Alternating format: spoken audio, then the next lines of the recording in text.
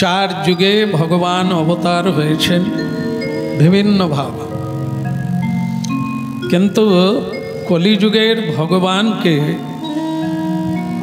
বিশেষ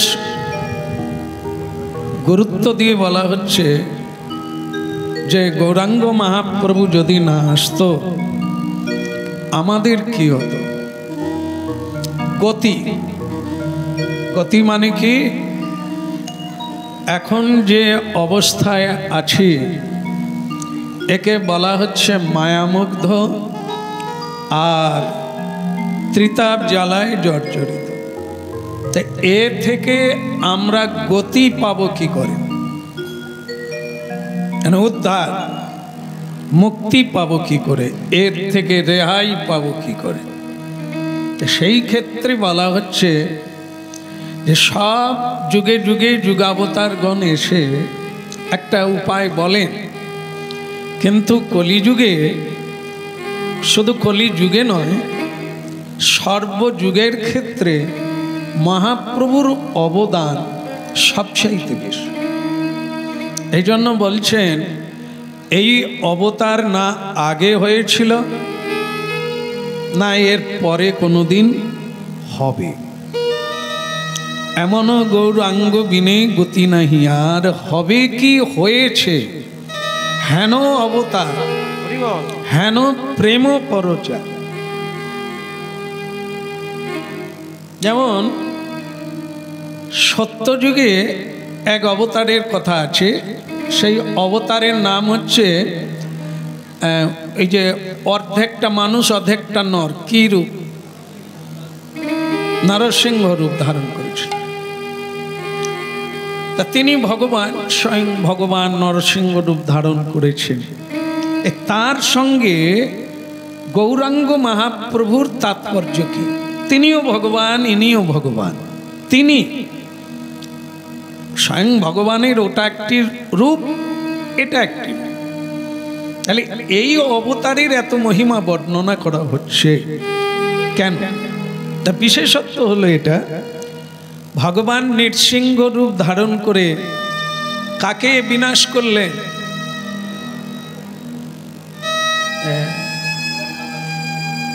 আগে হিরণ্যকশিপুরকে। কার বাবা উনি? তো ওনাকে ভগবান হয়ে বিনাশ করলেন কেন? কারণ ওনার এরকম বলা ছিল, গীতায় বলা আছে না, গ্লানির, যখন মানুষ অসুরে প্রবৃত্তি হয়ে যায়, ভাবের পরিবর্তন হলেই অসুর হয়ে যায়, আর ভাবের পরিবর্তন হলে দেবতা বেনে যায়। যখন শুদ্ধ ভাব, ভক্তি ভাব, শ্রদ্ধালু ভাব, তখন তিনি দেবতা বেনে যান। আবার যখন ভেতরে বৈরী ভাব, বিরোধিতার ভাব, তখন সেটা অসুর বেনে যায়। এটা আমাদের জীবনেও এরকম পরিবর্তন আসে। যখন শুদ্ধ ভক্তি থাকে আমরা শ্রদ্ধা করি গুরুজনদের, অসম্মান করি না। কিন্তু আমাদের মধ্যে যখন একটা অসুর ভাবের স্বভাব এসে যায়, তখন আমরা কাউকে পরোয়া করি না, মনে করি আমি যা বলছি ঠিকই বলছি, ওনার এরকম হওয়া উচিত। তাই একে বলা হয় যে জ্ঞান শূন্য হয়ে যায়, কাকে কি সম্মান দেওয়া উচিত জানে না, তখন তাকে অসুর ভাব বলা হয়। হ্যাঁ, যেটা শ্রীমদ্ ভাগবত গীতায় দৈবাসুর যোগ, মানে দৈব গুণ কি আর অসুর গুণ কি, এইটি দুটো তফাৎ করা হয়েছে। তাই জন্য কেউ যদি গীতা পাঠ করে তাহলে সে বুঝতে পারবে এই মুহূর্তে আমার মধ্যে কোন ভাব বিরাজ করছে। ভাব অনুযায়ী ক্রিয়া হবে, মানে কর্ম হবে, ব্যবহার হবে, রূঢ় হবে। তা এজন্য ভগবান প্রতিজ্ঞা করেছেন বিনাশায় চ দুষ্কৃতা, যে ভক্তের পিছনে লাগবে আমি তাকে বিনাশ করব। এই জন্য ভক্তকে প্রহ্লাদ মহারাজ, প্রহ্লাদ মহারাজের পিছনে লেগেছিল কে? হিরণ্যকশিপুর। সেই হিরণ্যকশিপুর তার পিতা, পিতা না হয়ে যদি দাদা হয় কিংবা পাড়ার লোক হয়, যে কেউ হতে পারে। কৃষ্ণ ভক্তের পিছনে লাগলে স্বয়ং ভগবান তাকে ছেড়ে দেয়। এই জন্য হিরণ্যকশিপুরকে অপরাধী মনে করে, তাকে দুষ্কৃতী মনে করে ভগবান তাকে দণ্ড দিয়েছিলেন। তাকে বিনাশ করে কৃষ্ণ ভক্তকে পরিত্রাণ দিলে, সংঘাত থেকে, সংকট থেকে, যাতে করে শ্রী ভগবানের ভক্ত হয়ে শুদ্ধভাবে হরিনাম করতে পারে। আচ্ছা, ত্রেতা যুগ জানেন কি? ত্রেতা যুগে ভগবান কি অবতার হয়েছিলেন, কি নামে? জয় শ্রীরাম। জয় শ্রীরাম। এটা কি যুগ চলছে? কলি যুগে জয় শ্রীরাম বলেন কেন? ওটা তো ত্রেতা যুগের রাম, তাই না? যাক, বললে আপত্তি নেই, বলুন, কোনো সমস্যা নেই, ভগবানের নাম। কিন্তু রামচন্দ্র ভগবান, তার হাতে কি কোনো অস্ত্র ছিল? হিরণ্যকশিপুরের হাতে কি অস্ত্র ছিল? আগে কে দেখেছেন বলে? হিরণ্যকশিপুরকে বিনাশ করার সময় ভগবান নৃসিংহদেব অবতার হয়েছিলেন, সেইখানে কারা কারা ছিলেন?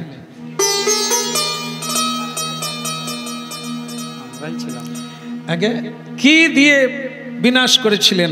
কোন অস্ত্রের দ্বারা হিরণ্যকশিপুকে বধ করেছিলেন? একদম একদম শিলাটঙ্ক নখালয়। এমন নখ ছিল না, কুমড়োকে ফালিয়ে দেওয়া যায়।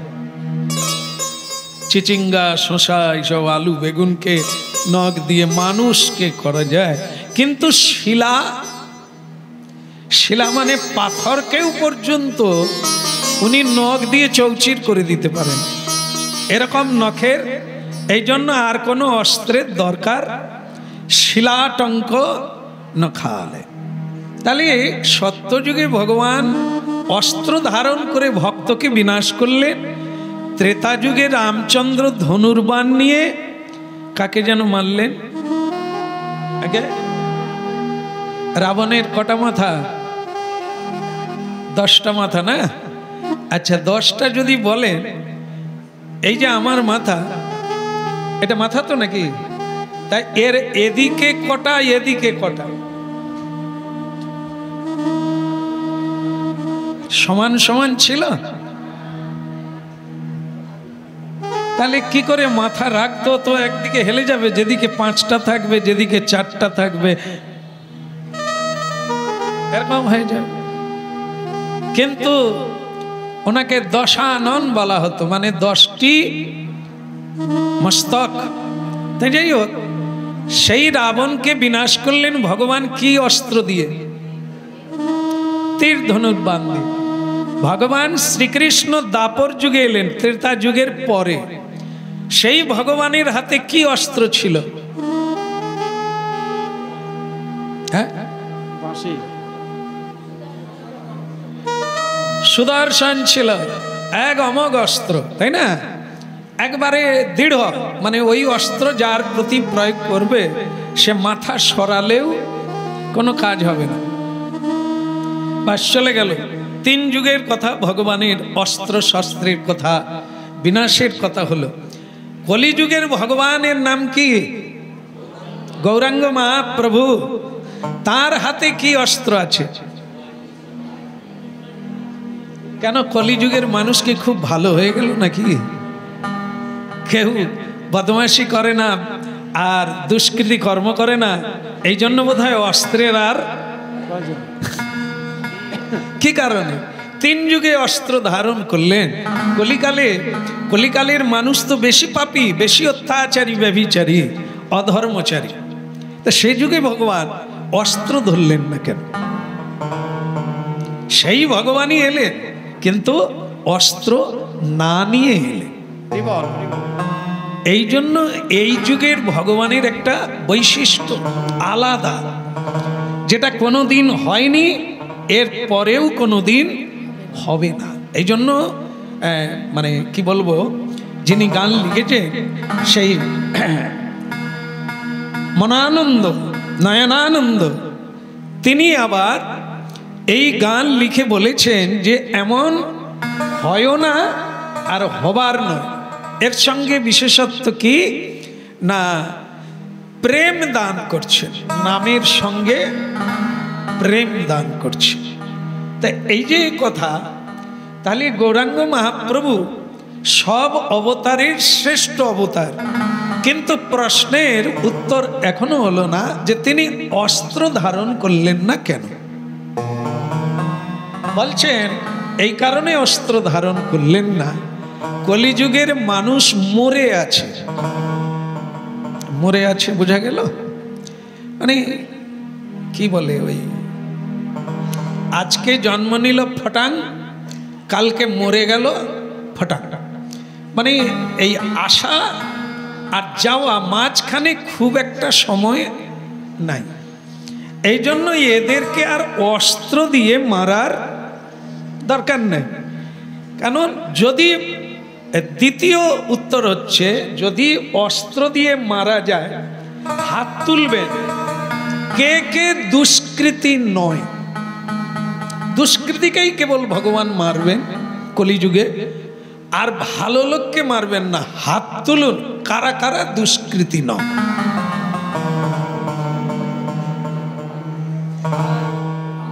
তুমি একা নাকি? তুমি একা দুষ্কৃতি নয়, সবাই একা। আপনিও দুষ্কৃতি, হাত তুলুন।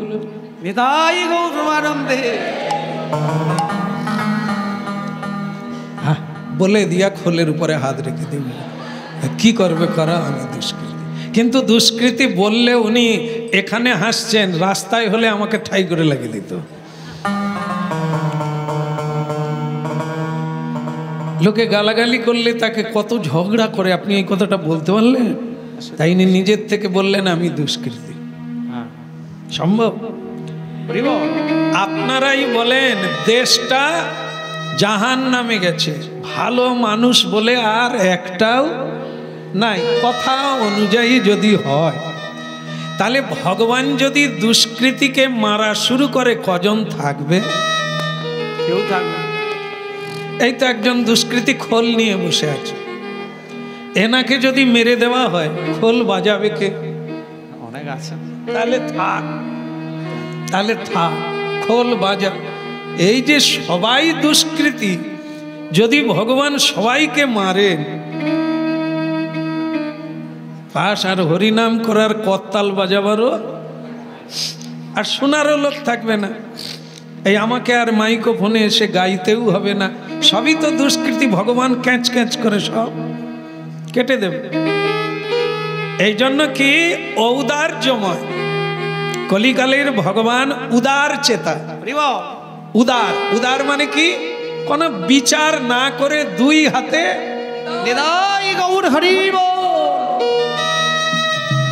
সাধুকেও দান করছেন, অসাধুকেও দান করছেন, পাপীকেও দান করছেন, পুণ্যবানকেও দান করছেন।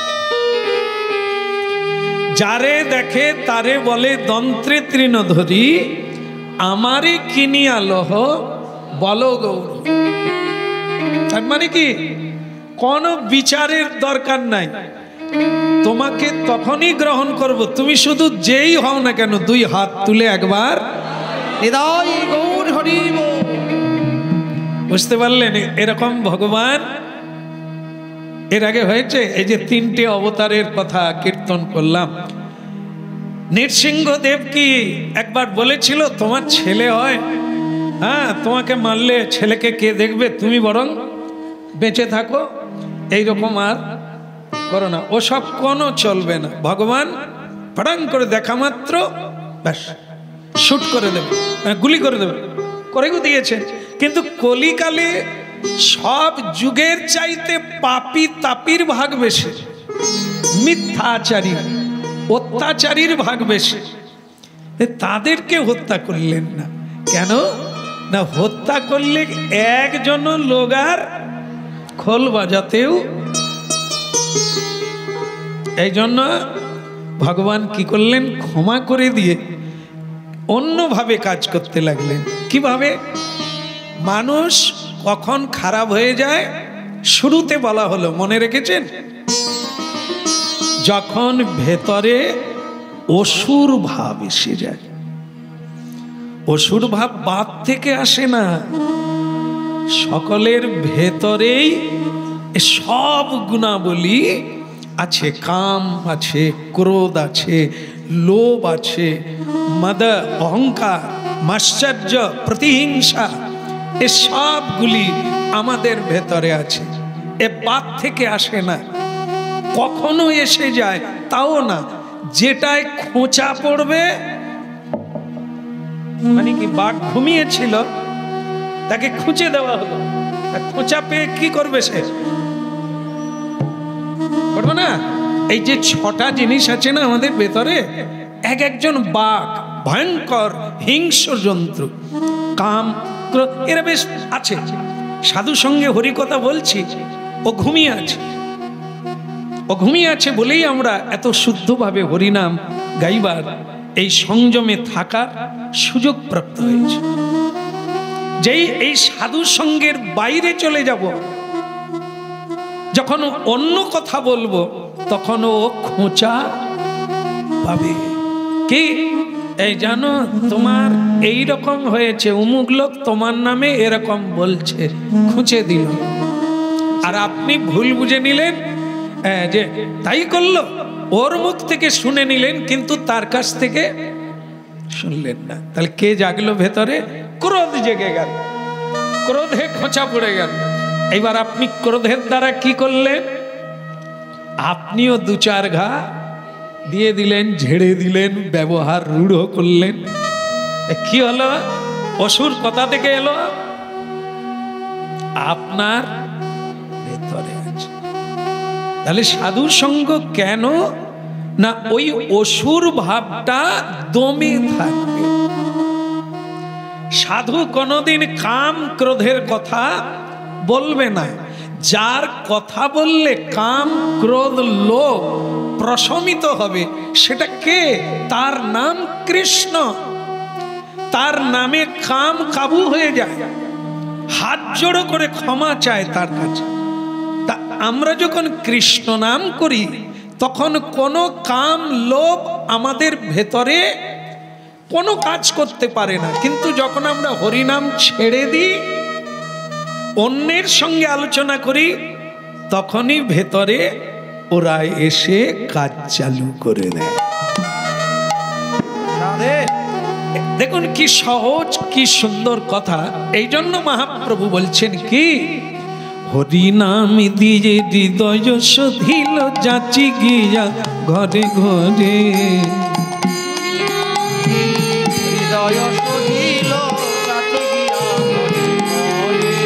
এখন হরিনাম দিয়ে হৃদয় শোধিল, যাচি গিয়া ঘরে ঘরে। এখন হরিনাম দিয়া হৃদয় শোধিল, যাচি গিয়া ঘরে ঘরে।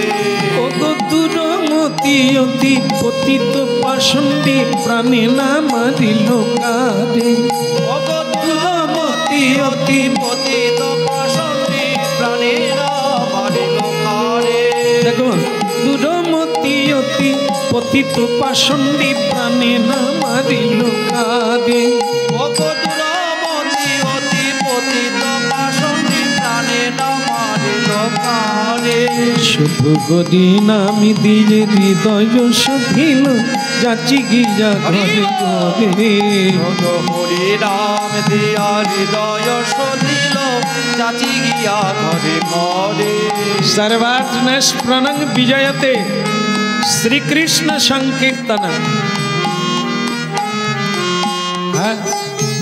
লাইন হচ্ছে এটা, পদ হচ্ছে এটা, বাকি কে কোন দিকে যাবেন আর কোথায় ঠক্কর খাবেন সেটা আপনাদের ব্যাপার। কিন্তু ভগবত তত্ত্ব উপদেশ হলো এটা, হরিনাম দিয়ে হৃদয় শোধিল, যাচি গিয়া ঘরে ঘরে। হরিনাম হৃদয় সধিল জাতি গিয়া ঘরে ঘরে। মহাপ্রভু ঘরে ঘরে জনে জনে হরিনাম দিয়েছেন কেন? তাদের হৃদয় শুদ্ধ হবে, অসুর ভাব চলে যাবে, দেব ভাবে পরিণত হলে তার ভেতরে দয়া আসবে, তার ভেতরে করুণা আসবে, তার ভেতরে ক্ষমা আসবে, তার ভেতরে মিলনের ভাব যাবে। হরিনামি দিয়ে হৃদয় শুধিল যাচি গিয়া ঘরে ঘরে। হরিনাম দিয়া হৃদয় সধিল জাতি গিয়া ঘরে ঘরে। বলি রে হরি হরি যাবে পারের তরি, বলি রে হরি আবে পারে তরি বলে রে হরি। এ বলে বাহু তুলে হরি বলে, বলে রে হরি বলে রে বাহু তুলে, বলে রে হরি বলে রে একবার বাহু তুলে হরি বলে রে হরি বলে রে হরি। ব্রহ্মানন্দে হরি বল রাধে। এই জন্য আর বলার কিছু নেই, হরির নাম হইব কেবল, কেউ পারবে না। আমি হরিনাম গাইলে আপনাদের কোনো সংশোধন হবে না, যে উনি গাইছেন যাক আমরা শুনছি, যখন আমাদের পাষণ্ডিত্ব আর দুরমতি যে কুমতি সেটা ঠিক হয়ে যাবে না।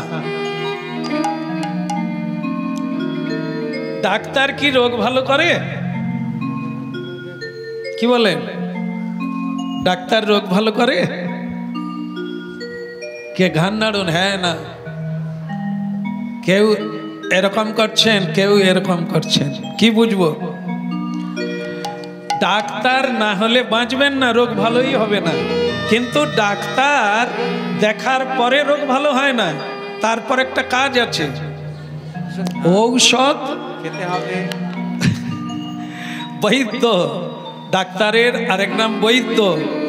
বৈদ্য চিকিৎসার ব্যবস্থা করে দেন, আপনাকে চিকিৎসা নিতে হবে, ঔষধ খেতে হবে, নিয়ম পালন করতে হবে, পথ্য খেতে হবে, তবে রোগ ভালো। আর নাহলে ডাক্তার দেখার পরেই রোগ ভালো হয় না।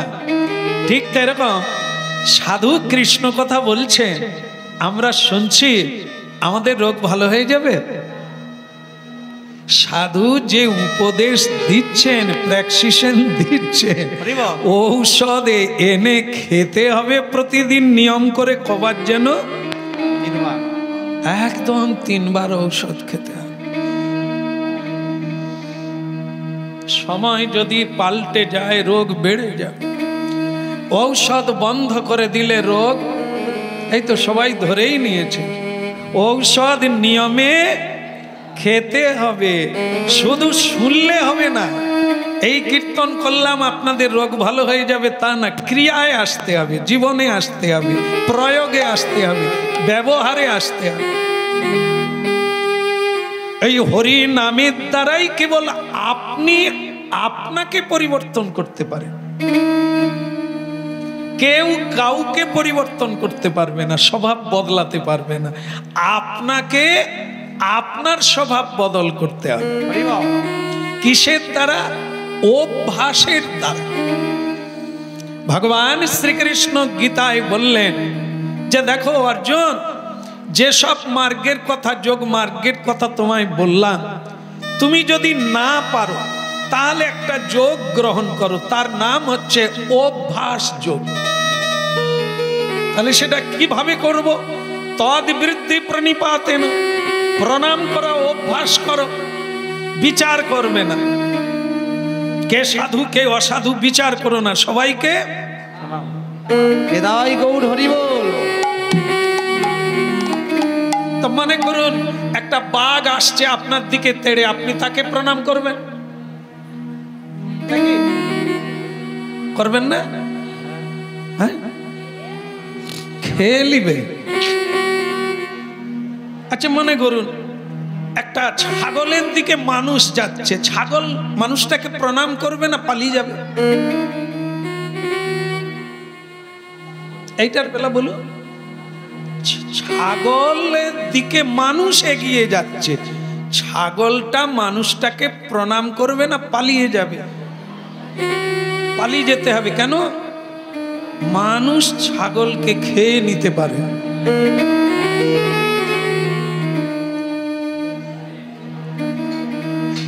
কিরকম উল্টো জিনিস দেখে। বাঘ যেমন মানুষকে খাবে, মানুষ তেমনি আবার জীব জন্তুকেও, তাদেরকেও পালিয়ে যেতে হয়। তাহলে গীতায় কিন্তু বলা হয়েছে যে বিদ্যা বিনয় সম্পন্নে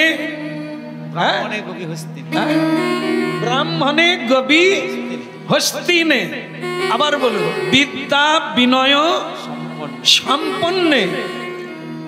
এই পরাবিদ্যা, দুটো বিদ্যার কথা মহাপ্রভু বলেছেন। একটা হচ্ছে অপরাবিদ্যা, আরেকটি পরাবিদ্যা। একটি হচ্ছে মায়া বিদ্যা, আরেকটি হচ্ছে মায়া কি মায়া শূন্য অপরাবিদ্যা। একটি হচ্ছে অজ্ঞানতা, আরেকটি হচ্ছে শুদ্ধ বিশুদ্ধ জ্ঞান, সেটি হচ্ছে নিত্যবিদ্যা, পরাবিদ্যা। মহাপ্রভু মানুষকে অবিদ্যা দূরীভূত করে পরাবিদ্যা দিতে এসেছেন। কেন না, যার দ্বারা মানুষ বুঝতে পারবে ভগবানের প্রকট কোথায়, ভগবান কিভাবে বিদ্যমান, কারা কারা। তাহলে এই জন্য বলছেন, যদি কেউ পরাবিদ্যা গ্রহণ করে সাধুর সঙ্গে, তাহলে তার ভেতরে কি আসবে? এই বিদ্যা যদি কারো ভেতরে আসে, কি আসবে? বিদায় গৌর হরি বল।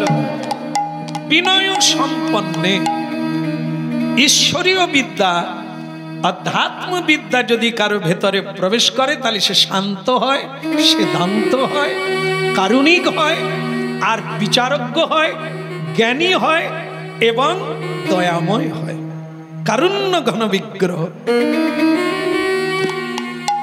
সংসার দাবানল লীড় হলকত্রানায়, সংসারের মহা দাবাগ্নিকে যিনি নির্বাপন করতে পারেন, আমরা সকালবেলা সেই গুরুকে প্রণাম করি যিনি জ্ঞানের দ্বারা সকল সমাধান। বাইরের আগুনের চেয়ে ভেতরের মনের আগুনের তেজ বেশি, তার দ্বারাই সংসারে অশান্তির সৃষ্টি হয়। সে আগুন নিভাতে জল লাগে না, সে আগুন নিভাবার জন্য জ্ঞান লাগে। এই জন্য মহাপ্রভু বলেছেন মহা দাবাগ্নি নির্বাপন। আর ওখানে বলছেন সংসার দাবানল লীড় হলকত্রানায়। কে নির্বাপন করে? জগৎ গুরু জ্ঞান দিয়ে বুঝিয়ে দেয়, এ সংসার কলহ জায়গা, এখানে ভুল বুঝাবুঝিতেই জীবন কালি হয়ে যায়, কলহ বেঁধে যায়, দ্বন্দ্ব বেঁধে যায়। একটু দিব্য জ্ঞানের আলোতে এসো। সেটা কি? সেটা হচ্ছে বিদ্যা বোধু জীবনম।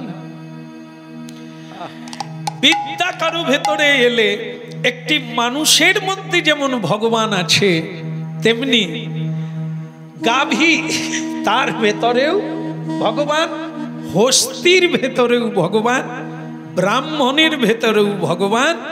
এইটি আপনার জ্ঞান হবে যদি সেই জ্ঞান কেউ লাভ করতে পারে। আর আমরা যে জ্ঞান লাভ করেছি বর্তমানে, একে মায়াবিদ্যা বলে, ভেদ জ্ঞান।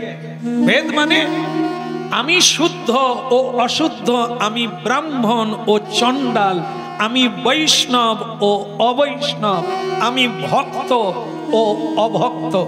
তাহলে গীতার বাণী মিথ্যা হয়ে যায়। আপনি সেই বিদ্যা এখনো প্রাপ্ত হননি। তাহলে আপনার অনুশোচনা হওয়া উচিত যে আমার এখনো হরিনামের আশ্রয়, গুরু আশ্রয় হলো না। গুরু আশ্রয় যদি কেউ হয়, তাহলে তার উদ্ধত থাকে না। কেন? গুরু ওই শিক্ষা কাউকে দেন না। আর যদি দেখা যায় দীক্ষা শিক্ষার পরেও তার উদ্ধত কমে না, তার মানে কি দাঁড়ালো? তার শিক্ষা গ্রহণ করা হয়নি। এর নাম হচ্ছে পরাবিদ্যা।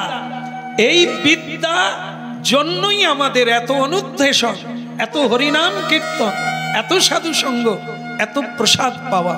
এইটার জন্য অভ্যাস যোগ করতে হবে না। যদি দিব্য জ্ঞান এসে যায় ভেতরে, জানা হয়ে যায়, আপনার ভেতরে বিনয় এসে যাবে। শ্রীকৃষ্ণ বললেন যদি না আসে তাহলে তুমি অভ্যাস করো, জোর করে প্রণাম। হৃদয় গৌর হরি বল, রাধে রাধে। আরেকটা তার মধ্যে জিহ্বাবতী, এই জিহ্বাকে সংযত করা খুব কঠিন, সংযমী হওয়া। কারণ এই মুখের দ্বারাই 12টা বেজে যাচ্ছে দুনিয়া। একজনকে ভালোবাসি, আরেকজনকে দুঃখ দিই, কষ্ট দিই, যন্ত্রণা দিই, ক্রোধে তিরস্কার করি। তাই এই বাক্যকে কি করা যাবে? এই বাক্যের অভ্যাস যোগ হচ্ছে কি? সর্বদা শ্রীকৃষ্ণ কথা অনুশীলন করো। হরি বল, হরি বল, হরি বল। কৃষ্ণ হরে কৃষ্ণ বলতে থাকো অবিরাম। কেন? জিহ্বা আর আন কথা বলার সুযোগ পাবে। এগুলি হচ্ছে অভ্যাস যোগ। আর যেটুকু কথা না বললে নয় সেটুকুই বলো, বাকি কথা বলো না। বুঝে বলো, না বুঝে বলো না। এর নাম অভ্যাস যোগ। গীতায় ভগবান শ্রীকৃষ্ণ অর্জুনকে দান করলেন। আমাদের যদি কারো এরকম ইচ্ছা জাগে যে আমি একটি ভালো মানুষ হতে চাই, আমি ভগবত কৃপায় রঞ্জিত হতে চাই, বহু মানুষের ভালোবাসা পেতে চাই, তাহলে আপনাকে গীতা পড়ে, গীতা জ্ঞান গ্রহণ করে ওই প্রবৃত্তিটাকে বদল করতে হবে। রাধে রাধে। এই জন্য মহাপ্রভু শ্রেষ্ঠ অবতার। কারণ কি না, তিনি এই হরিনাম দিয়ে হৃদয় শোধন করতে চেয়েছেন। তাহলে বুঝতে পারলাম দ্বিতীয় কোনো রাস্তা নাই আমাকে শোধন করা। আজ আমাদের মহাপ্রভুকে বড় প্রয়োজন। এই উচ্ছৃঙ্খল অল্প সময়ের মধ্যে এত অসুর ভাব নিয়ে আমরা নাজেহাল হয়ে যাচ্ছি। তাই মহাপ্রভুর বাণী আজকে খুব জরুরিভাবে আমাদের জীবনে প্রয়োজন হয়ে গেছে। আপনাদের আজকে ভাগবত থেকে একটা জায়গা শোনাই, যেখানে দেখুন এই কলিকালে বলা হয়েছে, কি বলা হয়েছে না, চোর ছোড়কে, বলুন যারা জানেন বলুন, চোর ছোড়কে সাধুকে পাকড়া। কলিকালে এরকম হবে না হচ্ছে? হচ্ছে জি হচ্ছে। যদি বলেন তাহলে পুলিশ আপনাকেও ধরবে। বলো রাধে রাধে। রাধে রাধে। এটা তুলসীদাস কীর্তন করেছেন। তার দোহা বলিতে তিনি বলছেন, ধন্য কলি তেরা তিক তামাশা, দেখকে লাগে দুঃখ আর হাসি রে। মানে বলছেন আমার এই কলিকালের লীলা খেলা দেখে আমার যেমন দুঃখ লাগে তেমনি আবার হাসিও পায়। কেন না, তামাশা। তামাশা মানে কি? অভিনয়, নাটক। এটা দেখে হাসিও পায় আবার দুঃখও লাগে। চোর ছোড়কে সাধুকে পাকড়ায়। আর কলিযুগে এটাই হবে যে চোর ছাড়া পেয়ে যাবে, দিব্যি ভালো থাকবে, খাবে, ঘুরবে, সিগারেট খাবে, আর সাধুরা জেলখানায় গিয়ে মার খাবে। বলো রাধে রাধে। রাধে রাধে। আচ্ছা ছেড়ে দেন, জেলখানার কথা ছেড়ে দেন। সমাজে সংসারে যারা ধার্মিক হন, যারা ভালো মানুষ হন, তারা কি মর্যাদা পাচ্ছেন, সম্মান পাচ্ছেন? যাদের দেখবেন অনেকগুলো ক্লেম আছে, জীবনে অনেক দাগ আছে, কলঙ্ক আছে, তারাই দেখবেন হয় কি বলবো উপরে উঁচু পদে বসে আছে, মানে বড় বড় পদে। হ্যাঁ, তো তাদের কাছে গিয়ে আমাদেরকে বলতে হয় নমস্কার, হ্যাঁ প্রণাম নেবেন, আমার কাজটা করে দেবেন, হবে না। তাই সব বড় বড় পদে দেখা যায় যাদের জীবনে অনেক ক্লেম আছে, দোষ আছে, হ্যাঁ তারাই বড় বড় পদে মানুষ নির্বাচন করছে ভোট দিয়ে, মানে স্বীকার করছেন হ্যাঁ হ্যাঁ ওনার মতো লোককে চাই। বলো রাধে রাধে। এই জায়গাটার মিল এসে যাবে তখনই যখন আমরা চোখে দেখতে পাবো যে এরকম দুষ্কৃতী লোক আমাদের সামনে ঘুরে বেড়াচ্ছে, দিব্যি ঘুরে বেড়াচ্ছে। হ্যাঁ, তো বলো রাধা মাধব কি। এই জন্য শ্রীমদ্ ভাগবত একটি অংশ যখন ওই বনবাসে চলে গেল যুধিষ্ঠির মহারাজ, আর সেই সময়ে ধৃতরাষ্ট্র একবার বিদুরের কাছে, তার ছোট ভাই বিদুরের কাছে কিছু উপদেশ নেবেন বলে, আলোচনা করবেন বলে তাকে আহ্বান করলেন। আর দুর্যোধন, কর্ণ, শকুনি, কি যেন নাম আমার ঠিক আসে না, শকুনি, তাই না? তো সেই শকুনিকেও আহ্বান করলেন যে তোমরাও বসো, একটা পরামর্শ করতে হবে। বলো রাধে রাধে। রাধে রাধে। কি পরামর্শ না, বিদুর ভালো দিতে পারবে। বিদুর কেন দিতে পারবে ভালো? বিদুরের বড় ভাই হচ্ছে কি নাম যেন ভুলে গেলাম, কি নাম আপনারাও ভুলে গেছেন? ধৃতরাষ্ট্র। হ্যাঁ, তা সেই বড় ভাই আর মেজো ভাই হচ্ছে পাণ্ডু, তিনি তো স্বর্গে চলে গেছেন, এখন এই ছোট ভাই আছেন যার নাম বিদুর। আচ্ছা, যেটা ধৃতরাষ্ট্র বড় ভাই, তিনি রাজা, তিনি বুদ্ধি নিবেন কার কাছে? ছোট ভাইয়ের কাছে। ছোট ভাই কিন্তু রাজা নয়, শূদ্র, মানে তার মা দাসী। দাসী মানে জানেন তো, ঘর মোছে, কাপড় ধোয়ে, বাসন মাজে, ঝাড়ু দেয়, এই দাসী মাদি লোক। তার ছেলে হচ্ছে বিদুর, আর ধৃতরাষ্ট্র তো রাজপুত্র, তার মা রানী, রানীমার ছেলে, আর দাসী পুত্র হচ্ছে বিদুর। যেহেতু এক বাবা মানে ব্যাসদেবের ঔরসে 3 জনের জন্ম, তাই তাদেরকে 3 ভাই বলা হয়। যাই হোক, বলো রাধে রাধে। রাধে রাধে। কাকে ডাকবো বিচার করতে? যার মধ্যে কোনো বিচার নাই তাকে ডাকবো। ধৃতরাষ্ট্র খুব সম্মান করে ভাইকে, কারণ ও ধার্মিক। ধার্মিক মানে কি? আপনারা দেখবেন এক এক সময় বাজারে যাবেন, দোকানদার আপনাকে খুব করে বলছে দেখুন আপনি দেখে নেন, কাঁটা দেখে নেন, না উল্টো দিকে তাকাবেন না, কাঁটা দেখে নেন। সে লোক তখন বলে তুমি ধর্ম মতো ধর্ম যা করবে করো, কি ধর্ম মতো তোমার ইচ্ছা যেটা করবে সেটা। কোথাও লেখা আছে কি ধর্ম কাঁটা? ধর্ম কাঁটা, হ্যাঁ কথা লেখা অনেক জায়গায়, যেখানে গাড়ির ওজন করা হয় অনেক জায়গায়। তাহলে তাকে কাঁটা বলা যায়, ধর্ম বলে কেন? সঠিক মাপা হবে, ভেজাল নেই। ভেজাল না, ভেজাল তো জিনিসের ভিতরে, নকল কমতি দেবে না, গোলমাল নেই। কাঁটা কাঁটা, সোজা, এদিকেও না এদিকেও, এর নাম ধর্ম।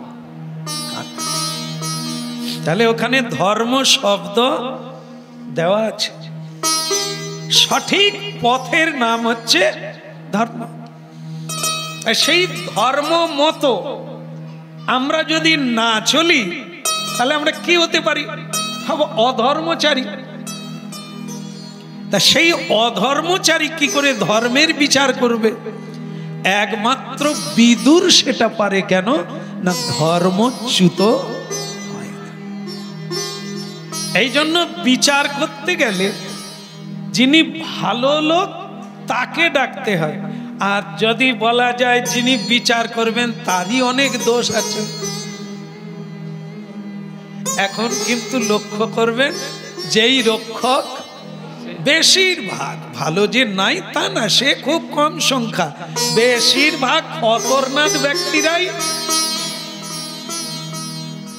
একবারে মহা বিদ্যার অধীন হয়ে যেন চেয়ারে বসে আছে। তা যাই হোক, ভয়ঙ্কর দিন আর ভয়ঙ্কর সময়, ভয়ঙ্কর মানুষ। বলো রাধে শ্যাম। রাধে রাধে, হরি বল। ভালো আছে? হ্যাঁ হ্যাঁ, কিরকম আছে? আর প্রাণ খুলে বলুন না, হরি গৌর, হরি শকুনি যার মন্ত্রণাদাতা, হ্যাঁ, কর্ণ যার বন্ধু, তার আবার দুঃখ কি? হ্যাঁ, বিদুর এইবার আসবেন, এরা আগের থেকে সব বসে আছে সভায়, ধর্মসভায়। বিদুর আসবেন। বিদুর তো সংকট মোচন, ভগবানকে খুব শ্রদ্ধা করে, শ্রীকৃষ্ণকে। তো তার গুণগান গাইতে গাইতে গুনগুন করে, ওই আমাদের মতো খোলকত্তাল বাজিয়ে কীর্তন করে, হরে মুরারে মধু কৈটভারে গোপাল গোবিন্দ, হরে মুরারে মধু কৈটভারে গোপাল গোবিন্দ গোকুল সৌরে। চিৎকার করার লাগবে না, তার গান আমি ভালোবাসি, আমার প্রিয়জনের গান আমি গাইব লোককে শোনানোর, কেন না তাদের ভালো লাগে না। আমি যাকে ভালোবাসি তারা তাকে ভালোবাসে না, আমি যদি গান গাই তার ভালো লাগবে? হরি মুরারি মধু কৈটভারে গোপাল গোবিন্দ মুকুন্দ সৌরে। হরে মুরারে মধু কৈটভারে গোপাল গোবিন্দ মুকুন্দ সৌরে।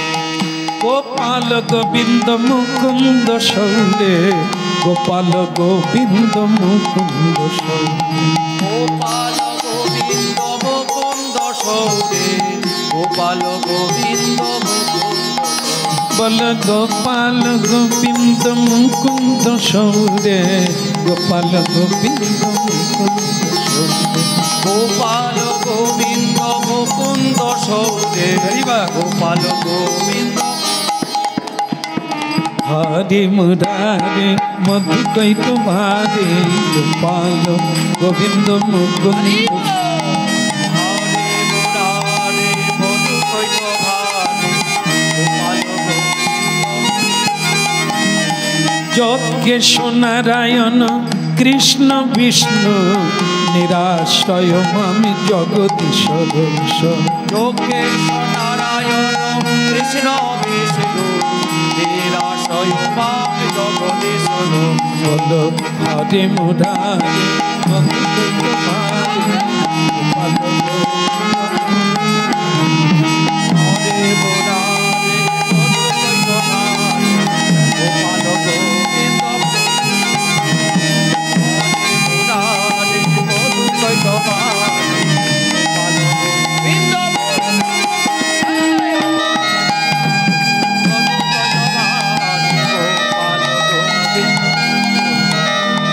গোপাল গোবিন্দ। নিতাই গৌরবানন্দে হরি। প্রণাম প্রণাম প্রণাম, জয় রাধে, সবাইকে প্রণাম। নিতাই গৌর হরি বল। কর্ণ বলে আবার অতিরিক্ত ঢং, আবার আমাদেরকেও প্রণাম করে। বেদুর বলছে না, প্রণাম নয়, সম্মান। রাধে রাধে রাধে। আমি জানি সবার হৃদয়ে আমার গোবিন্দ বিরাজ করছে, দুর্যোধন রূপে, কর্ণ রূপে, শকুনি রূপে, সবার ভেতরে তো। নিতাই গৌরবানন্দে হরি বল। হ্যাঁ, তা ধৃতরাষ্ট্র বললেন, বিদুর যে কারণে তোমাকে ডেকেছি, আমার জানো, আমার শুধু নয়, আমাদের সামনে বড় বিপদ। তা তুমি যদি এই বিষয়ে কিছু ভালো পরামর্শ দাও তাহলে আমি মনে খুব শান্তি পাই। তা বলে, মহারাজ আপনি যদি একটু বলেন আপনার আশুকালে মানে সবচাইতে বড় বিপদ, বিপদও অনেক, একসঙ্গে তো ট্রিটমেন্ট করা যাবে না, সবচাইতে যেটা বাড়াবাড়ি রোগ আগে সেইটাই বল। ধৃতরাষ্ট্র বলছে সবচাইতে যেটা আমাকে ঘুমোতে দিচ্ছে না সেটা হচ্ছে পঞ্চপাণ্ডব বনে চলে গেছে। গেছে মানে আবার আসার সময় কত বছর? 12 বছর, 14 বছর, 12 বছর আর 14 বছর বনবাসে গেল না, 1 বছর অজ্ঞাতবাস, 12 বছর আর 1 বছর। ভালো করে তুমি খাতা দেখো, 14 বছর। সবাই একমত, আপনি বললেন। সবাই বলছেন 13, 12। রামচন্দ্র 14 বছর বনে যায়নি?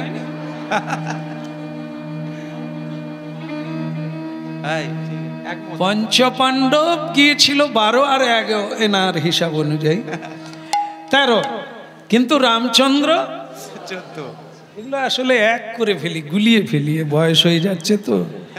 বলো রাধে রাধে। রাধে রাধে। যাক, আপনারা যে শুনছেন আর মনে রেখেছেন এটাই তার প্রমাণ, এর জন্য ধন্যবাদ আর নিতাই। তাহলে 13 বৎসর পরে পঞ্চপাণ্ডব বাড়ি ফিরবে, সেটা কি 13 দিন না 13 মাস? 13 বছর কাটাতে তো অনেক দেরি, এখন থেকে ঘুম কেড়ে নিচ্ছে, কি ব্যাপার বুঝতে পারি না। এই মাত্র বনে গেছে আর ধৃতরাষ্ট্র বলছে আমার ঘুম চলে গেছে, কারণ আসতে গেল। অন্যায়কারী, মিথ্যাবাদী, অত্যাচারী, ব্যভিচারীর সব সময় মনে হয় ওই বোধ হয়, ওই বোধ হয়, এটা মনে হয়। আর সত্যবাদী লোক বলে দীর্ঘ টাইম, ক্যা বাত ক্যা বাত। ঈশ্বর যখন যে অন্যায় করে রাত্রে ভালো করে ঘুমোতে পারে, চোর সব সময় একটু খুরুস করলেই হয়তো ইঁদুর কোনো পাতা নাড়াচ্ছে,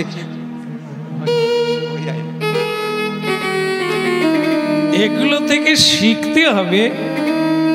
আমরা কেউ এরকম খুরুসের ভয় করিনি তো।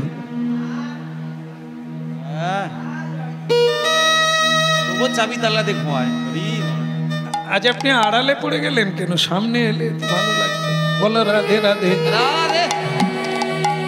হ্যাঁ, তো ভক্তমণ্ডলী মায়েরা, প্রথম রোগ বলল আসতে গেল, আমাদের কি করণীয়?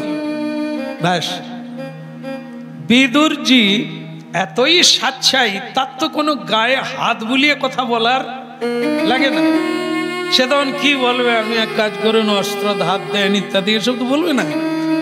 সে তখন বলা শুরু করলো যে মহারাজ আপনার, মানে সেখানে দুর্যোধনও আছে, শকুনিও আছে, কর্ণও আছে, ও কোনো পরোয়া করে না, সত্য সত্য।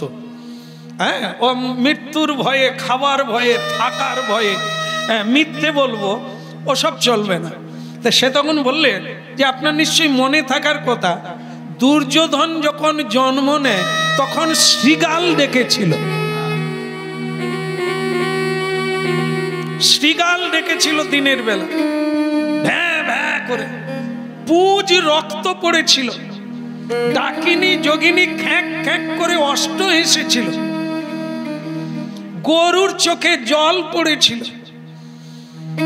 কতগুলি অলক্ষণের কথা আপনাকে বলবো। আপনাকে তখনই বলেছিলাম দুর্যোধনকে আপনি গলা টিপে মেরে একে নদীতে ফেলে দেন। দুর্যোধন বলে মামা উঠবো, মানে আমারই তার মানে এই লোক আমার জন্মের সময় এত ভালো উপদেশ দিয়েছিল। এই দুর্যোধন তলোয়ার নিয়ে উঠবে করছে, মানে বিদুরকে প্যাক করে দিয়ে দেবে। ও তো রাজা লোক, তার কাছে তো দেরি হবার নয়। কিন্তু শকুনি এরকম ভাগ্নে ভাগ্নে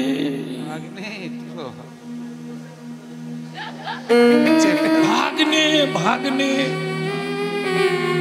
দুদিন বাঁচতে পারবে যদি ওর গায়ে হাত দিয়েছ, আর দুদিনও বাঁচবে কেন? আরে বিদুরের পিছনে কে আছে জানো? বিদুরের পিছনে কৃষ্ণ, কৃষ্ণের পিছনে পঞ্চ পাণ্ডব, যদু বংশ। রে বললে তোমার উপায় হাত দিওনি, এখন হাত দিওনি, বাগে পেলে টাই করে মেরে এখন হাত দিওনি, চুপ করে বসে শোনো না আর কি কি বল। তো বলছেন যে আপনাকে আমি তখনই বলেছিলাম যে একে রাখবেন না। সমাজ চালাতে গেলে, দেশ চালাতে গেলে একটা মানুষ যদি খারাপ হয় তাকে দেশ থেকে বিতাড়িত করতে হয়, তাকে পরিত্যাগ করতে হয়, তার মৃত্যুদণ্ড দিতে হয়। যেরকম ক্যান্সার রোগ যদি কোনো আগুলে হয়, কোনো জায়গায় হয়, কোনো অংশে হয়, চিকিৎসা শাস্ত্রে কি করেন? সেই অংশটা কেটে বাদ দিয়ে দেয়। তো আপনার এই যুবরাজ মানে দুর্যোধন তো ক্যান্সার, পুরো সমাজ, পুরো রাজ্য, দেশকে নষ্ট করে দেবে। তা আপনি একে এখনো রেখে দিয়েছেন কেন? একে কারাগারে নিক্ষেপ করুন, একে হত্যা করুন জল্লাদকে ডেকে, তবে যদি আপনি শান্তি পান। পঞ্চ পাণ্ডব কিছুই করবে না। কিন্তু এ বেঁচে থাকলে ওই 100টা পুত্রের সঙ্গে আপনাকে নির্বংশ হতে হবে, এ আমি গ্যারান্টি দিতে পারি। বলো রাধে রাধে রাধে। মানে বিদুর ধার্মিক জ্ঞানী, তার কতখানি দূরদৃষ্টি, ভবিষ্যৎ জন্মের সময় বলে দিয়েছিলেন যে একে রাখবেন না। আপনি শান্তিতে একটু ঘুমোতেও পারবেন না। কিন্তু সেদিনের থেকে আজ পর্যন্ত আপনি কত কেঁদেছেন, কত দুঃখ পেয়েছেন। এই ছেলেই আপনার পঞ্চপাণ্ডবকে ঘরে আগুন লাগিয়ে মারতে চেয়েছিল কিনা? সে রাগ তারা এখনো বাড়াচ্ছে, দম দিয়ে দিয়ে বাড়াচ্ছে, বৃদ্ধি করছে। সেই আগুনে আপনারা পুড়ে মরবেন না? আপনি ভয়ে কাঁদবেন না? ঘুমাবেন কি করে? এ তো স্বাভাবিক। এই ছেলেই আপনার ভীমকে বিষ খাইয়েছিল, আপনি তাকে রেখে দিয়েছেন। ভীম কি করছেন জানেন? সে ভুলে গেছে, সে ভুলে যাবে। সে দিনের অপেক্ষা করছে, সেদিন কবে আসবে দুর্যোধনকে সে প্রাণে মারবে। আপনার এই দুর্যোধনের পরের ভাইয়ের নাম যেন কি? সনাতন নাকি দুঃশাসন, যে কিনা পঞ্চ পাণ্ডবের সামনে মাতৃ সম। বৌদি মানে কি? মা। সেই মাতৃ সম, হ্যাঁ, সেই মায়ের কাপড় টেনেছিল। আপনি সেই পুত্রকে নিয়ে গর্ববোধ করছেন। আপনি কি ভাবেন তারা দুর্বল? তারা সময়ের অপেক্ষায় আগুন বাড়াতে আছে। আর আপনি নিশ্চিত জেনে রাখবেন যে আপনার এই বংশ সেই আগুনে পুড়বে। কটা দিন? 13 বৎসর নয়, মনে করুন 13 ঘন্টা। কারণ আপনাদের কাছে এটা খুব সামান্য। কেন? প্রতিদিন তো ভয়ে ভয়ে এই রকম হয়ে যাবে, টেনশনে আপনার দিন কাটবে। আর তারা দিব্যি খোঁজ নিয়ে দেখুন, জঙ্গলে ঋষি মুনির আশ্রমে স্বয়ং কৃষ্ণ যাচ্ছে, মহা মহোৎসব চলছে। বিদুর বলছেন যে এখনো যেটা আছে উপায়, সেটা হচ্ছে একে কারাগারে নিক্ষেপ করো, জল্লাদ দিয়ে একে বলি দিয়ে দাও, কেমন? তা এই কথা বলার পরেই দুর্যোধন দাঁড়িয়ে পড়েছে। সে দাঁড়িয়ে পড়েই বলছে, এই নরাধমকে আমরাই খাওয়াচ্ছি, আমরাই পড়াচ্ছি, থাকতে জায়গা দিয়েছি, সে আবার পঞ্চ পাণ্ডবের গুণগান গাইছে। একে এমন করে মারা হোক, মেরে বের করে দেওয়া হোক, শুধু প্রাণটা মাত্র থাকবে, বাকি যেন কিছুই না থাকে। হাড়কুড় ভেঙে একে বাইরে বের করে দেওয়া। বলছেন বংশের কুলাঙ্গার, ওনার সম্পর্কে কে হবে? কাকা। কাকা বাবু, যার বাবা বিদুরকে এত সম্মান করছেন, সমাজের মানুষ যাকে সম্মান করে, স্বয়ং শ্রীকৃষ্ণ যাকে জ্ঞানী বলে জানে, দুর্যোধন তাকে কি সম্মান দিলেন? বংশের কুলাঙ্গা, কাকা বাবুকে। আপনারা লক্ষ্য করবেন, আমাদের সমাজে ভাই দাদাকে কুলাঙ্গার বলছে, হ্যাঁ, ছেলে বাবাকে কুলাঙ্গার বলছে, শিষ্য গুরুকে কুলাঙ্গার বলছে।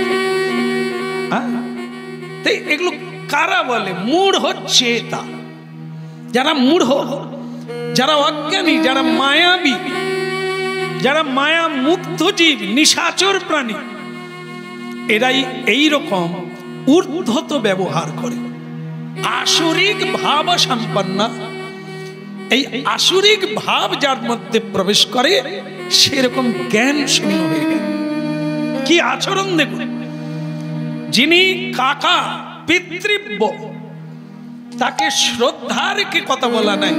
শুধু তাই নয়, যেখানে রাজা স্বয়ং তাকে নিমন্ত্রণ করেছে, যার মন্ত্রণাতে রাজ্য চলছে, সেই রাজা বিদ্যমান, আর তারই সামনে দুর্যোধন বলছে বংশের কুলাঙ্গা, একে মেরে তাড়ানো হোক, শুধু প্রাণটা বাকি রেখে।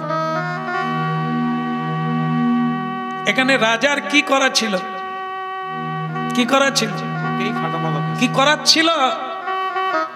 এত দুর্যোধনের একদিকে বাবা, আর একদিকে তিনি রাজা, তার আদেশই শিরোধার্য। তাহলে তিনি কি করলেন? অন্ধ তো,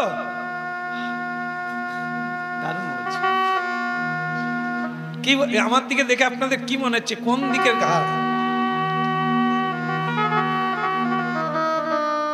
সায় দিচ্ছে যে দুর্যোধন কথাটা ঠিক বলেছে। কারণ বিদুর দেখি সব সময় কথা বললে পাণ্ডবদের পক্ষ নিয়ে কথা বলে, আসলে বোঝে না তো ধার্মিক, আর যুধিষ্ঠিরও ধার্মিক, তাই সবসময় কথা বললে ওর টানটা একটু ওই দিকের হয়ে যায়। তবে দুর্যোধন যেটা বলছে এটাও কিন্তু, তো সেই জায়গায় বিদুর বলেছিলেন, মহারাজ আমি দুঃখ পেতাম না যদি আপনি কিছু বলতেন এই জায়গাটা, কিন্তু আমি দুঃখ পেলাম কারণ আমার দুঃখ পাওয়ারও কোনো এ নেই, আপনাকে আমার চেনা হয়ে গেছে। যেদিন আপনারই সামনে চিৎকার করে করুণ স্বরে একটা মেয়ে কেঁদেছিল, সে অন্য কেউ নয়, দ্রৌপদী। তার কান্না পাষাণ কেউ পর্যন্ত গলিয়ে দিয়েছিল। এমন কোন মানুষ ছিল না যারা তার দুঃখে দুঃখী হয়নি সেদিন, কিন্তু আপনার মতো মানুষ সেদিন নীরবে ছিলেন, আপনি চুপ করেছিলেন। আপনি তো সেই মানুষ, আজকে আপনি চুপ থাকবেন না, আপনার মধ্যে বিচার হারিয়ে গেছে। এই দুর্যোধনের মায়ায় পড়ে পুত্র স্নেহ, একে কি বলা হয়? মহান্ধ, অন্ধ, বাইরেও অন্ধ, জ্ঞানেও অন্ধ, বিচারেও অন্ধ। সংসারে এর জন্যই অঘটন ঘটছে। বলো রাধে রাধে, রাধে রাধে। 5 জন মাতাল, মাতাল জানেননি বোধহয়? মাতাল নেই কোনো দেশে বোধহয় না, আগে আশ্রমেও আছে, এখানটা নাই, আর সব দেশে আছে। 5 জন মাতাল সুরাপান করতে করতে তাদের মধ্যে একটা রঙ্গ তামাশায়, ভাইয়া আমার ইচ্ছে করছে আমার একটু মজা করবো। তাহলে কেন, তোর কি এই সুরাপান করে কোনো মজা আসেনি? আসে, একটা মজা করবো। কি মজা করবি? বলে আমরা মরা মরা খেলবো, মরা মরা। সে তখন বলে, আর 4 জন বলে সে আর কিরকম বলে মনে কর আমাদের মধ্যে একজন মরে যাবে, একজন মরে যাবে, খাটিয়া বেঁধে তাকে শুইয়ে দিয়ে আমরা চারজন তাকে বলো এরকম করে নিয়ে যাও, কিরকম মজা হয় বলতো। মদ খেলে যা হয় তারা চারজন বলে নূতন খেলা জমে উঠবে যে সারা হ্যাঁ হ্যাঁ আমরা ওইটাই করবো বলো রে। এখন কেউ মরল না বলো হরি, হ্যাঁ কেউ একজন মরে যা, এই মরবে কে, কিরকম মরবে জানা নাই, এই সকলে তুই মরে যা, তুই মরে যা, তোর তো পয়সা করি নাই, তুই পরের পয়সায় খাস, তুই মরে যা, তোর মরাই ভালো। সে বলে পরের পয়সায় খাই, খাবাস তো খাই, আমি মরতে যাবো কেন, তুই লোককে খাইয়ে ধ্বংস করছিস, লোভ দেখাচ্ছিস, তুই মরে যা। আরেকজন বলে মরলে তুই মর, কারণ তোর ঘরে কেউ তোকে ভালো, বাড়িতে ঢুকলেই ঝাঁটা নিয়ে তাড়া কর, তুই মরে যা। চারজনের মধ্যে যে খেলাটা খেলতে চেয়েছিল সে বলে তোরা কেউ মরবি নি, তোদের আয়ুকাল বেশ, আমি মরে যাচ্ছি। তা বলে ফটাং করে মরে গেছে, সত্যি মরেনি, মরার ভান করে সে বলল নে তোরা এইবার খাটিয়ে ফাটিয়ে জোগাড় কর, আরাম করবে। তো সে মাতালরাও মনে করলে সত্যি সত্যি তাহলে মরে গেল, তাহলে আমরা খাটিয়া জোগাড় করি। তারা বাঁশ টাঁশ এনে দড়ি টড়ি এনে জোগাড় করে রাত্রিতে চলছে, সারা রাত্রির কাজ তো সেই হয়ে গেল। এইবার খাটিয়া সাজানো হলো, বলো এই চারজনে ধরে তাকে খাটিয়া শুইয়ে দিয়ে আবার দড়ি বাঁধলো। তো এইবার হয়ে গেল, তো এইবার চারজনেরই তো পায়ের অবস্থা খারাপ, তার উপর আবার একটা ভারী চাপলো, কেমন সে এমন দুলতে দুলতে বালাবাড়ি, কিন্তু যাবে কোথায়, মানে যে কাঁধে করে নিচ্ছে কোন দিকে যাবে সেটা তো আগে যুক্তি হয়নি, সে তো মরে গেছে। এরা চারজন বলছে আমরা তো জানিনি কোথায় পোড়ানো হয়, তো যে জানে সে তো মরে গেছে, কে বলবে? তখন আরেক সে তখন বলছে আরে কেওড়া তোলা, কলকাতার মহাশ্মশান কেওড়া তোলা। কে বলল? না না মোড়া বলেন, সে তো মরে গেছে। এরা চারজন ঠিক করলো, আমার মনে পড়ে গেছে কেওড়া তোলা। কেওড়া তোলা যেতে গেলে তার আগে একটা 5 মাথার মোড় পড়বে, এই 5 মাথার মোড়ের কাছে গিয়ে মাতালিরা বলে কোন দিকে কেওড়া তোলা, কোন রাস্তা? তো সেই 5 একজন বলে এদিকে, আরেকজন বলে ওদিকে, তো কিছুতেই তারা যেতে পারলো না। ওইখানে ঘন্টা 2 সময় কেটে গেল, ভোর হতে যাচ্ছে, পাখি ডেকুন, আরে সর্বনাশ, এখনো কেওড়া তোলার রাস্তা পাওয়া গেল না, আরে তো সকাল হয়ে গেল, খেলা জমে উঠেছে, কিন্তু খেলা শেষ হবে কখন, শ্মশানে না যাওয়া পর্যন্ত। তো তখন কি হবে? তারা বলে তুই বসে পড়, চারজন মোড়া রেখে দিয়ে বসে পড়, কোন লোকজন এলে জিজ্ঞাসা করব কেওড়া তোলা তাই আছে, কিন্তু কোন লোকজন ওই সময়ে পাওয়া গেল না। তখন বলে কি করবো ভাই, তুই বেঁচে উঠ, পরে কোনোদিন মরবি, কারণ আমরা রাস্তা খুঁজে পাইনি, তোকে দাহ করব কি করে। সে তখন সজা হয়ে এরকম হয়ে বলছে ওরে কেওড়া তোলার রাস্তা আমি জানি। তো তাদের মধ্যে তখন বলছে তাহলে তুই বল রাস্তা কোন দিকে বল, বলে আমি বলবো কি করে, আমি তো মরে গেছি।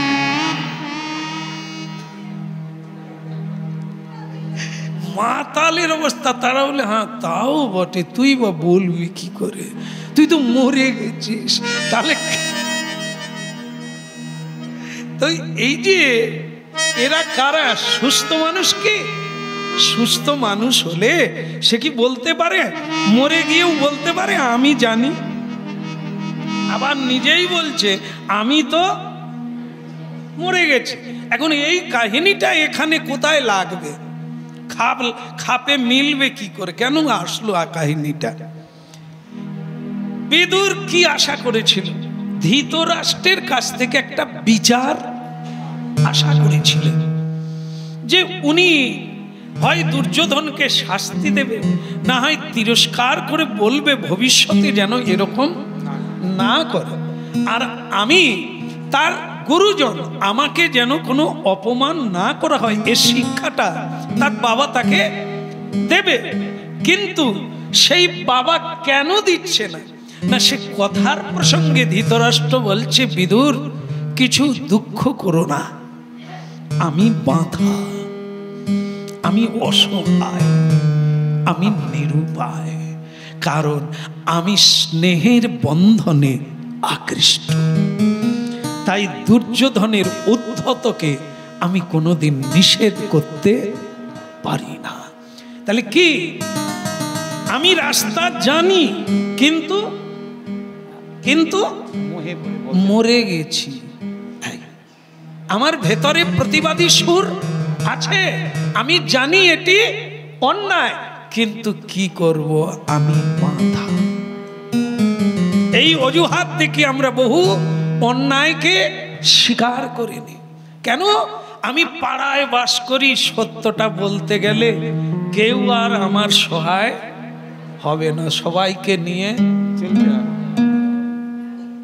এই আমাদের লোক একজন আছে, হরিবল হরিবল, কি কর্ম অন্যায় যদিও আমি জানি, কিন্তু আমাকে মেনে নিতে, তার মানে আমি রাস্তা জানি, কিন্তু আমি মরে গেছি।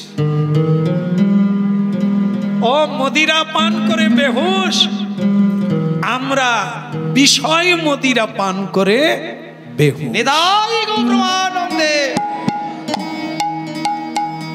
বিদুরজি কই দুঃখ নাই, তো বললেন যে মহারাজ, আসলে আমি আপনাকে খুব ভালোবেসে ফেলেছিলাম, তাই উপদেশ যাচক হয়েও আপনাকে অনেকবার আমি দিয়েছি, কিন্তু আপনি মোহগ্রস্ত হয়ে আমার কোনোদিন কোনো বাক্য আপনি গ্রহণ করেননি। তাই এর জন্য আফসোস হলো এটাই যে সত্য বাজারে বিকালো না।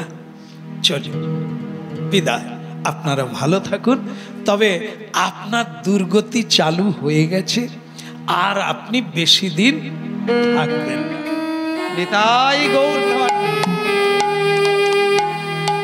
কর্ণ বলছে, বন্ধু এসব জিনিস এতদিন রেখে দিয়েছো কেন? এসব আগাছা, একে গোড়া থেকে উবড়ে দেওয়াই দরকার ছিল। এই তুমি, তোমাকে কি বলে গেল কথাগুলো? হ্যাঁ, এই জন্যই এতদিন তুমি রাজ্য শাসন করতে পারো। হ্যাঁ, একে তাড়াতাড়ি গেটের বাইরে করো, সীমানার বাইরে, রাজ্যের বাইরে বিতাড়িত করো। এবার ভাবুন, সংসার থেকে যদি ধর্ম চলে যায়, তাহলে কার আশ্রয় হলো? অধর্ম। যদি লক্ষ্মী চলে যায়, তাহলে কে প্রবেশ করলো? অলক্ষ্মী প্রবেশ করলো। যদি শান্তি বেরিয়ে যায়,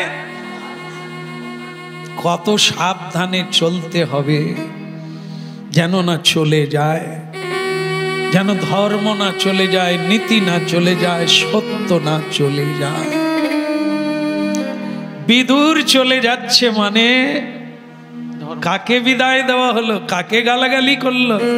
বিদুরকে নয়, ধর্মকে।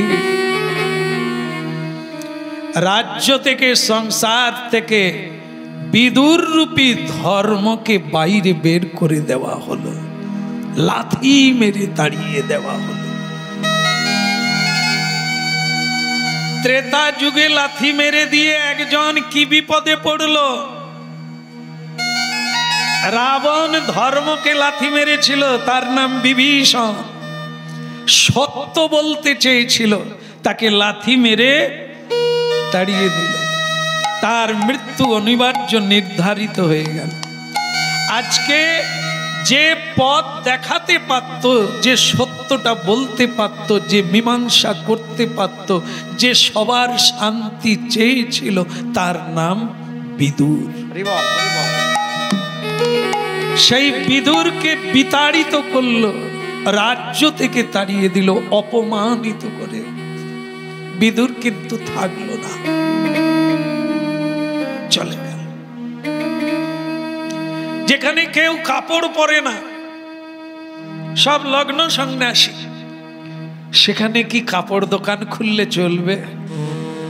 রাধে রাধে।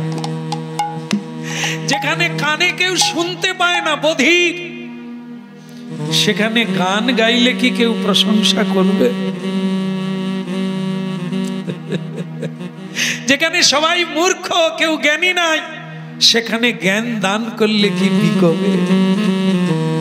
চলে, আর আমার থাকা যাবে না। আর এটি হচ্ছে আমাদের পক্ষে অমঙ্গলদায়। হরিবল হরিবল। বলো রাধে রাধে। রাধা রানী কি জয়, মহারানী কি জয়, রাধা রানী কি জয়, মহারানী কি জয়, রাধা রানী কি জয়, মহারানী। রানী কি জয়, মহারানী কি জয়। কি বর্ষানি বালি কি জয় জয় জয়, কি বর্ষানে বালি কি জয় জয় জয়। কি বর্ষানি বালি কি জয় জয় জয়। কি বর্ষানে বালি কি জয় জয় জয়। ও রাধা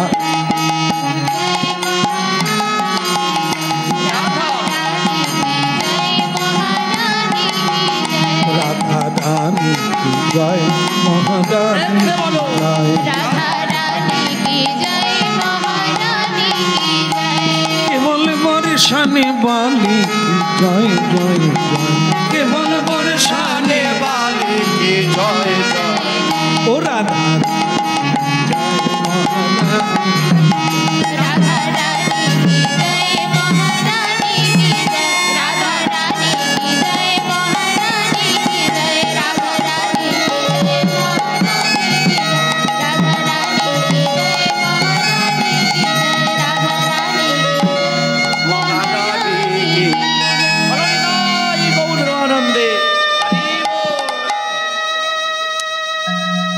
ভক্তমণ্ডলী মায়েরা, জ্ঞানী দুঃখ পায় না, জ্ঞানী কোনোদিন দুঃখ পায় না জ্ঞানের দ্বারা।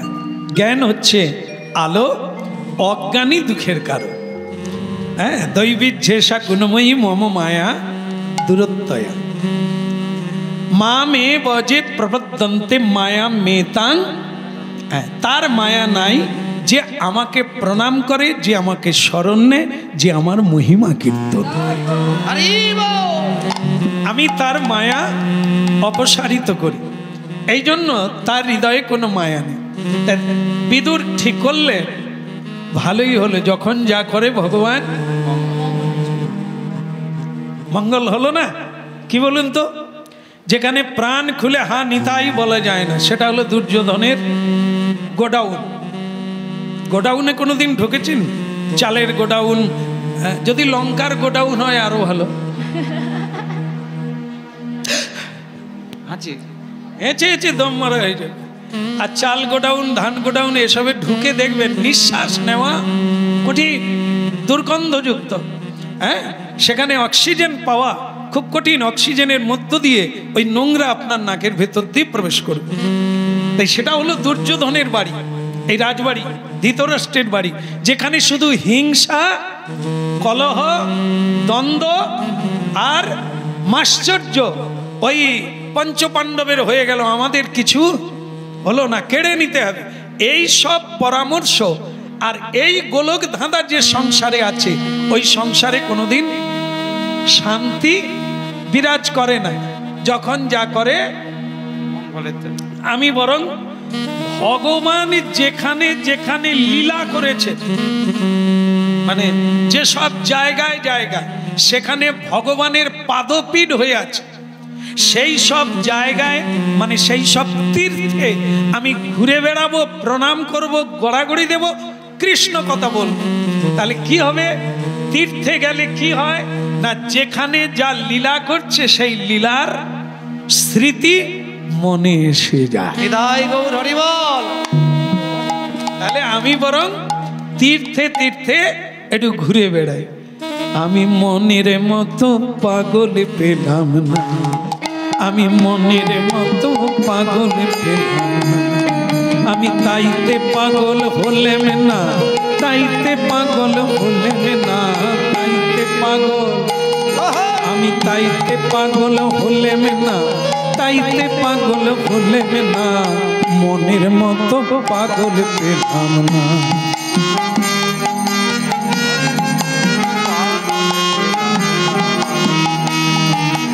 নকল পাগল সকল দেখি, আসল পাগল দেখি না।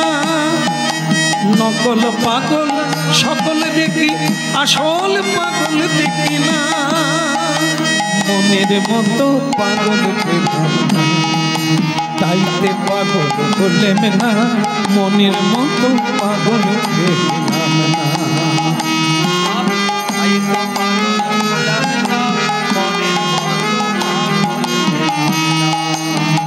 শিবি যে পাগলেরই সার, ওই শিবি যে পাগলেরই সার, আবার সুধা ফেলে গরল যারা, সুধা ফেলে গরল যারা, আবার দালানে কথা ছেড়ে দিয়ে শ্মশানে বৈঠক খানা।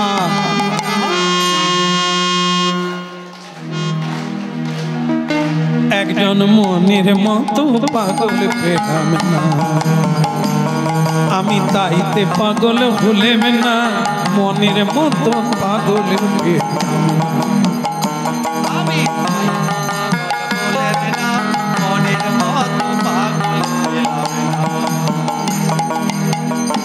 দেখি নকল পাগল সকল দেশে,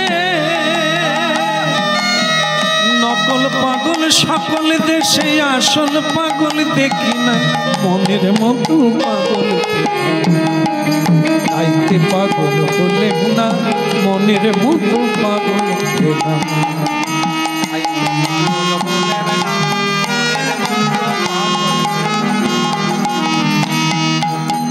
কলিযুগের পাগল গৌরাঙ্গ,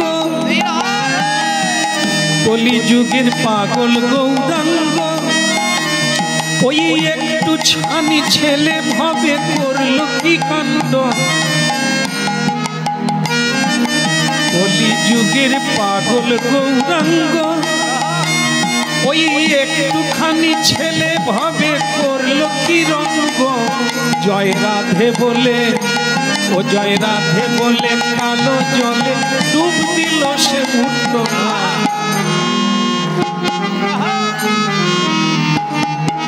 মনের মতো পাগল আমি, মনের মতো পাগল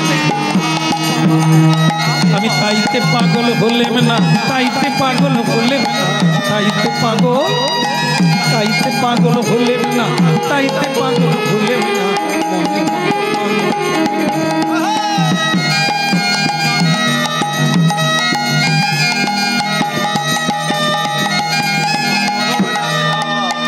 আমি মনের মতো।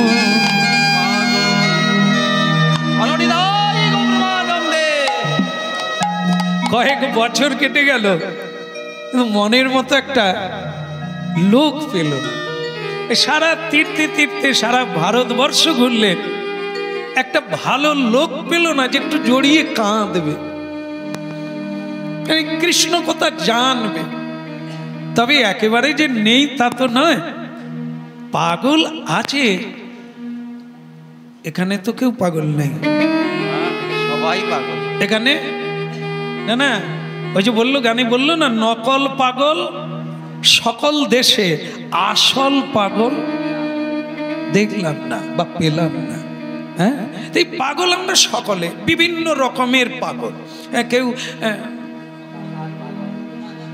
না বলাই ভালো, কার গায়ে লেগে যাবে, কোথায় কি, কেউ বউ পাগল, কেউ স্বামী পাগল, হ্যাঁ, কেউ ছেলে পাগল, কেউ টাকার পাগল, কেউ বিষয়ের পাগল। পাগলের অভাব নেই, কিন্তু আসল পাগল বিদুরজি আপাতত খুঁজে। আমরা অনেক পাগল পেয়েছি, জড়িয়ে ধরি, ও গো কতদিন পরে দেখা। হ্যাঁ, তারপরেই বলা শুরু করবে তোর কাছে রে টাকাটা পাই কবে দিবি।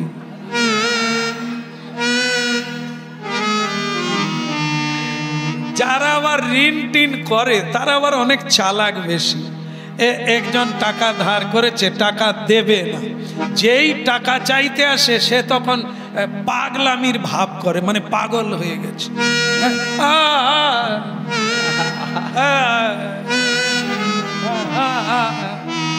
সে বলে লোকটা কবে পাগল? তার স্ত্রী তখন বলে ওগো আজ এই কয়েকদিন হলো এরকম। সে তখন ভাবলো টাকাটা বোধহয় গেল, এ তো শুধু করে, এ তো বলতে পারে না কিছু। আরে ভাই অতগুলো টাকা তোকে উপকারে দিলুম, তুই মেরে দিলি, তুই পাগল হয়ে গেলি, টাকাটা দিয়ে পাগল হতে পারবি? সব সময় ওই পাওনাদার এসে গেলে করে, বাকি ঠিক আছে। তা এরকম চলছে। একবার তখন রামকৃষ্ণ ঠাকুর আছে, তো সেই পাগলকে তার স্ত্রী রামকৃষ্ণের কাছে নিয়ে গেছে যে ঠাকুর আপনি তো অনেকের রোগ ভালো করে দিয়েছেন, তা আমার স্বামীর মাথা একটু হাত দিয়ে ঠিক করে দেন না, ও যেন সুস্থ হয়, বহুজন টাকা পয়সা পাবে, সংসারও অচল, তা আপনি দেখে দেন। তা সেই রামকৃষ্ণ ঠাকুর সে তো দেখা মাত্র রোগ ধরে নিয়েছে, যে এক্সরাতেও রোগ উঠবে না, আলট্রাসোনায়ও ধরা পড়বে না, আমি জানি। তো তার বউকে বলল তুমি মা একটু সরে যাও, আমি এর সঙ্গে একটু প্রাইভেট ডাক্তারি করি। মানে ডাক্তারের কাছে সেই ভেলকি লাগাচ্ছে। আর সে তখন বলে ঠিকই আছে, তবে তুই এই নকল পাগল হতে হতে আসল পাগল হয়ে যাবে।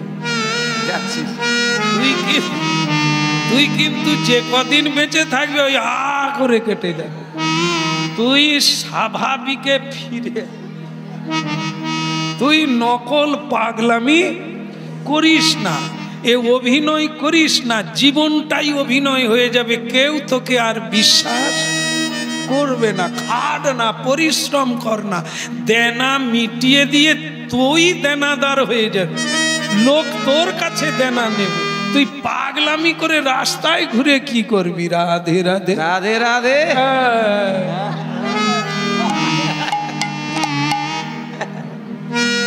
এখন আছে না রাঁচিতে কি আছে না পাগলা, আমি যদি এরকম করি দিন কতেক পরে আমার ঘরের লোক তো আমাকে ঢুকিয়ে দেবে, আর ঢুকিয়ে দিলে জয়নি তাই আর এক কথা করবি, ওই পড়ে থাকতে হবে এক। এই জন্য নকল পাগল হইও না, আসল পাগল স্বয়ং ভগবানও। কোথায় গেল না গুজরাট, গুজরাটে চলে গেছে। বিদুর তীর্থ ভ্রমণ করতে করতে মনের মানুষ খুঁজতে খুঁজতে গুজরাটে প্রভাস নদীর তীরে উদ্ধবজির সঙ্গে দেখা হয়ে গেল। উদ্ধব ভগবানের প্রিয় সখা উদ্ধব। উদ্ধবকে দেখে মনে হলো যে মানে কি বলবো, এ যেন এত পৃথিবীতে ঝঞ্ঝাবাত চলছে, ইনি এত শান্ত আছেন কি করে? বলছেন আপনার নাম কি উদ্ধব? উদ্ধব তখন দেখলো এও নেশাখোর, এও পাগল, এ আমাকে চিনল কি করে? তিনিও তখন বলছে আপনার নাম কি বিদুর? কোনো ছবি লাগলো না, আধার কার্ড লাগলো না, দুজন দুজনকে চিনে নিল, কারণ দুজনেই তো পাগল। উদ্ধব হরিনামে পাগল, বিদুরও হরিনামের পাগল, দুইজনে ঘর ছাড়া। প্রভাস নদীর তীরে দুজনের দেখা হলো। অমনি বিদুর মানে উদ্ধবকে আলিঙ্গন করলেন, উদ্ধব বিদুরজিকে আলিঙ্গন করে বহুক্ষণ, কেউ কাউকে ছাড়ছে না, দুইজন দুইজনের চোখের জলে শরীর ভিজে গেল।